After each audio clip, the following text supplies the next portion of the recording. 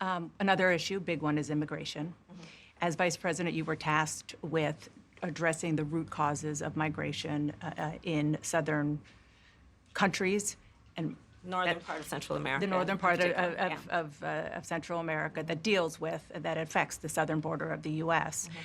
That was such a bad way to ask that question, and I'm really confused as to why she wasn't ready with the proper information to ask it, not even mentioning the countries that Kamala was assigned to work with. And by the way, the root causes of immigration, and I know you can't really say this because talking about science is very you can't do that now. It's not very popular to talk about things that are actually real. But the causes are like poverty, governments not being stable in these countries, and also climate change causing crop failure and other issues for these communities to be sustainable. Therefore, it drives immigration. And as climate change gets worse and these other root causes of immigration, as they get worse, more immigrants will be coming to the southern border. So that's what Kamala was instructed to do. She was never the border czar. She was never in charge of border security or anything like that. It was actually pretty social science-y, the thing that she was assigned to. During the Biden-Harris administration, there were record numbers of illegal border crossings. Why did the Biden-Harris administration wait 3.5 years to implement sweeping asylum restrictions? Well, first of all, the root causes work that I did as vice president, that I was asked to do by the president, has actually resulted in a number of benefits, including historic investments by American businesses in that region. The number of immigrants and that's true. So that's a good way to answer that question, but I'd give more background information because I'm sure the average voter doesn't know what the goals are there. She can say these countries are struggling, and not only did we help these economies in these countries become stronger, which reduces immigration and it reduces individuals having to leave these countries, but we supported these countries by providing American businesses opportunities to work and providing money to American businesses. And I think that'll sound pretty good and contextualize what she did concerning the border. coming from that correctly. region has actually reduced since we began that work. But I will say this, that Joe Biden and I and our administration worked with members of the United States Congress on an immigration issue that is very significant to the American people and to our security, which is the border. And through bipartisan work, including some of the most conservative members of the United States Congress, a bill was crafted, which we supported, which I support.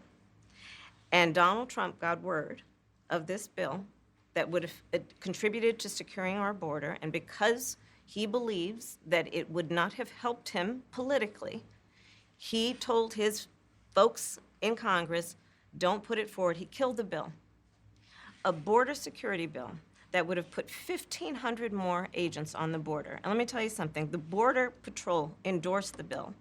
And I'm sure in large part because they knew they were working around the clock, and 1,500 more agents would help them. That bill would have allowed us to increase seizures of fentanyl. Ask any community in America that has been devastated by fentanyl what passing that bill would have done to address their concerns.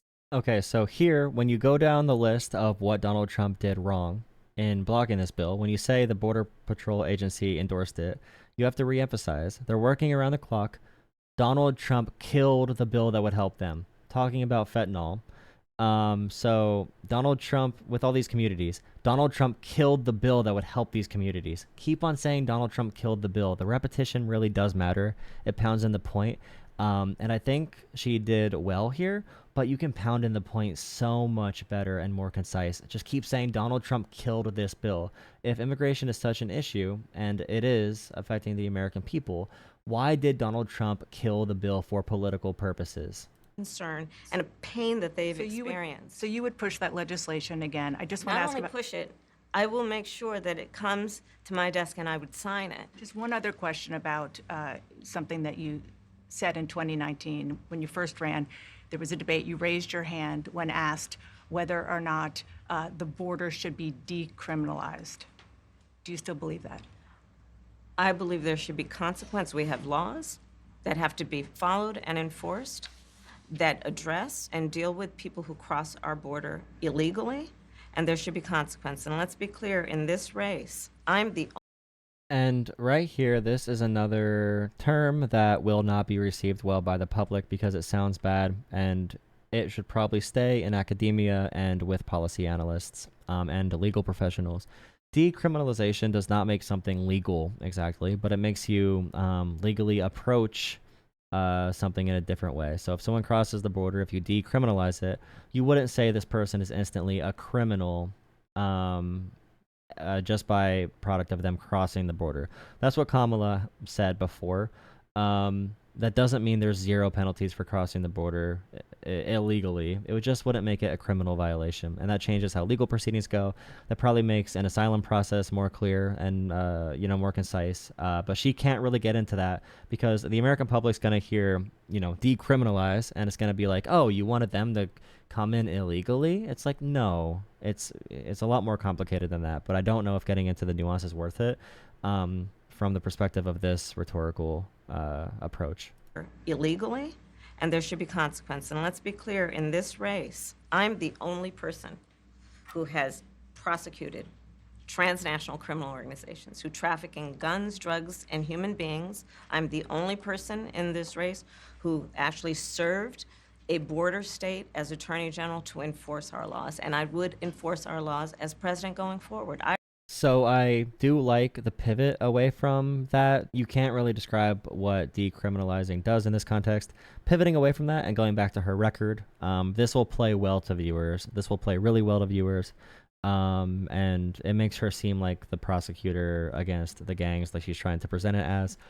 We can debate on the implications in the future of that rhetoric, but right now for this election, I think this is very useful. I recognize the problem. Generally speaking, how should voters look at some of the changes that you've made, that you've explained some of here in your policy? Is it because you have more experience now and you've learned more about the information? Is it because you were running for president in a Democratic primary?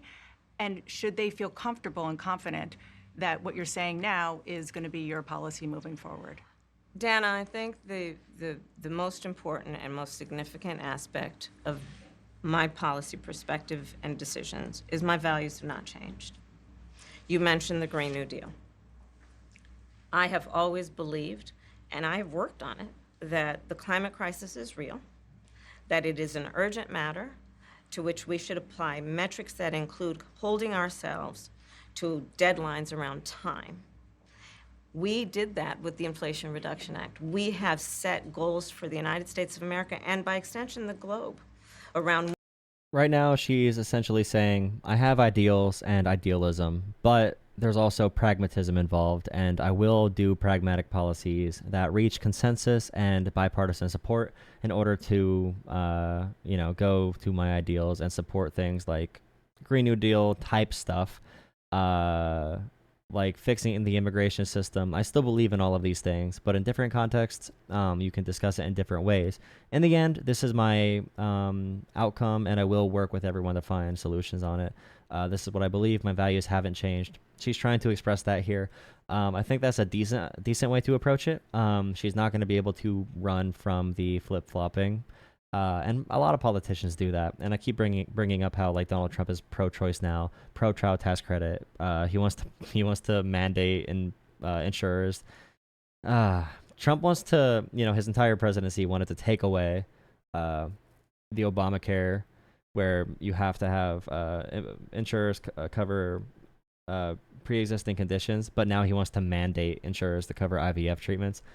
So there's flip-flopping everywhere, but for Harris's sake in this interview, the rhetoric, decent. When we should meet certain standards for reduction of greenhouse gas emissions, as an example, that value has not changed. My value around what we need to do to secure our border, that value has not changed. I spent 2 terms as the Attorney General of California prosecuting transnational criminal organizations, violations of American laws regarding the illegal passage of guns, drugs, and human beings across our border. My values have not changed. So that is the reality of it. And 4 years of being vice president, I'll tell you, one of the aspects to your point is traveling the country extensively. I mean, I'm here in Georgia. I think somebody told me 17 times since I've been vice president in Georgia alone. I believe it is important to build consensus. And it is important to find a common place of understanding of where we can actually solve problems. On that note, you had a lot. Yeah, wrapping it up with the consensus part at the end there was really good. Maybe throw that in a little bit earlier. But I really like when she brings in her personal experience of visiting areas, talking to people. And she could even say there's a lot of Republicans joining, Democrats, all of that stuff. We want to bring everyone in to help go for these solutions. That can probably play well rhetorically. A lot of Republican speakers at the convention. Will you appoint a Republican to your cabinet? Yes, I would. Anyone Yes, in mind? I would. No one in particular in mind. We got 68 days to go with this election.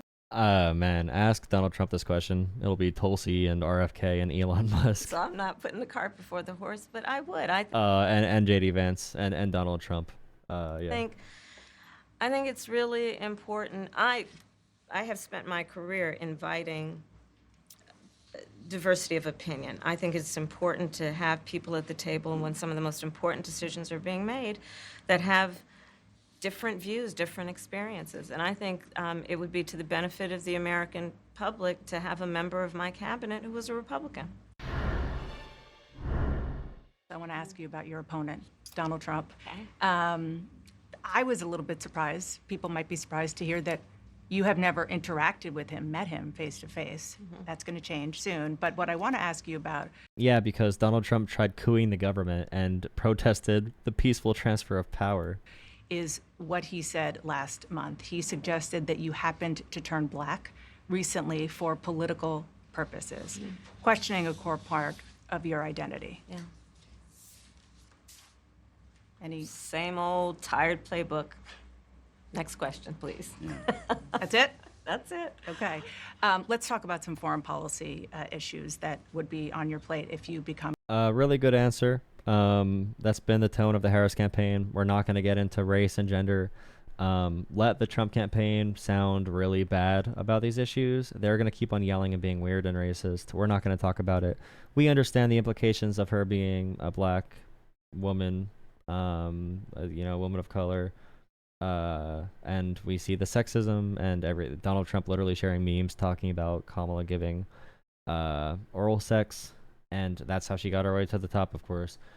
But yeah, we know the implications. We don't need to talk about it. They're running like the anti-Hillary campaign, where they avoid social issues as much as possible. And it's been working so far because Donald Trump and JD Vance just cannot help themselves. They need to seem like outrageously weird, and they're like confused that Democrats aren't responding because we're like, hey, if you're gonna be weird, next question. We're gonna go talk to voters. If you don't want to be serious and have real conversations, we're just not gonna talk. Like that's pretty much what the Harris campaign is saying. Okay. Let's talk about some foreign policy issues that would be on your plate if you become commander-in-chief.